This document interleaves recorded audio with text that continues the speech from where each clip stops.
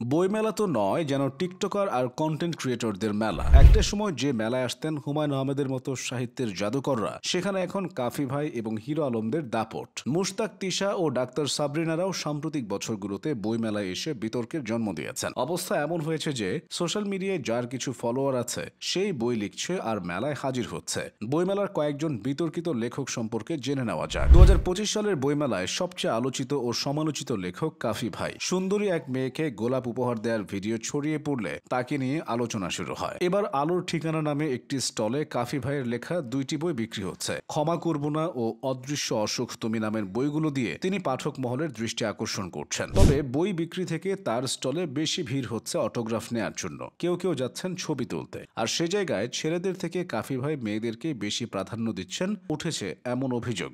বইমেলা হবে আর ডাক্তার সাবরিনা থাকবেন না, তা কি করে হয়? 2025 সালেও বিক্রি হচ্ছে তার লেখা একাধিক বই। তবে ডাক্তার সাবরিনা বেশি আলোচিত ছিলেন 2024 সালে। সেবার কেঁদে কেঁদে বই বিক্রির প্রচারণা করে হাস্যরসের সৃষ্টি করেছিলেন তিনি। প্রকাশিত হয়েছিল তার প্রথম গ্রন্থ বন্দিনী। জেল জীবনে তিনি যে অভিজ্ঞতা পেয়েছেন সেগুলোই মূলত তুলে ধরেছিলেন সে বইতে। 2025 সালে প্রকাশিত হয়েছে বন্দিনীর দ্বিতীয় খণ্ড। অসম বয়সের দম্পতি মুশতাক, তিশাকে ঘিরেও বইমেলায় বিতর্কের সৃষ্টি হয়েছিল। ঘটনাটি 2024 সালের। সে বছর মুশতাকের লেখা তিশার ভালোবাসা নামক বইটি পাঠক মহলের সাড়া জাগানোর পাশাপাশি সমালোচনারও সৃষ্টি করে। মিজান পাবলিশার্স থেকে বের হওয়া সে বইতে তিশার ছোটবেলা ও মুশতাকের জীবনের নানান ঘটনার বর্ণনা আছে। পাঠকদের সাড়া পেতে মুশতাক, তিশা দুজনে এসেছিলেন বইমেলায়। 2024 সালের 9 ফেব্রুয়ারি মেলা প্রাঙ্গণে হঠাৎ একদল দর্শনার্থী তাদেরকে দুধ্বনি দিয়ে পরে আইনশৃঙ্খলা রক্ষাকারী বাহিনী তাদেরকে নিরাপত্তা বেষ্টনী দিয়ে বাইরে নিয়ে যায়। রাজনীতি, অভিনয় ও গান সব অঙ্গনে ইউটিউবার হিরো আলমকে দেখা যায়। তিনি বইও লিখেছেন। 2024 সালের বইমেলায় সে বই বিক্রি হয়েছে।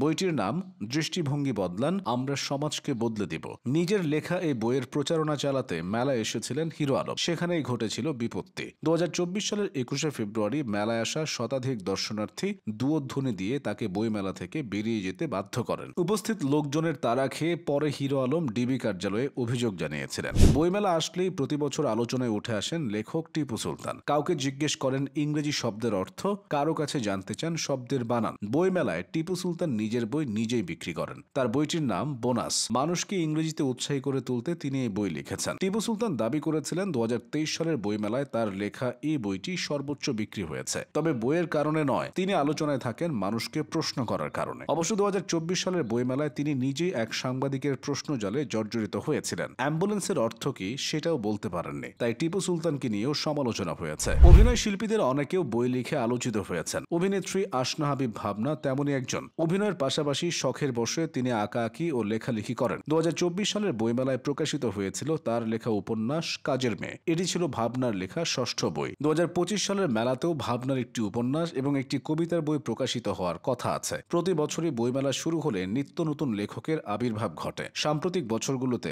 এই লেখকদের অনেকে উঠে এসেছেন সোশ্যাল মিডিয়ায় পরিচিতির মাধ্যমে। তাই তাদের পাশাপাশি তাদের লেখা বইগুলো নিয়েও আলোচনা সমালোচনা হয়।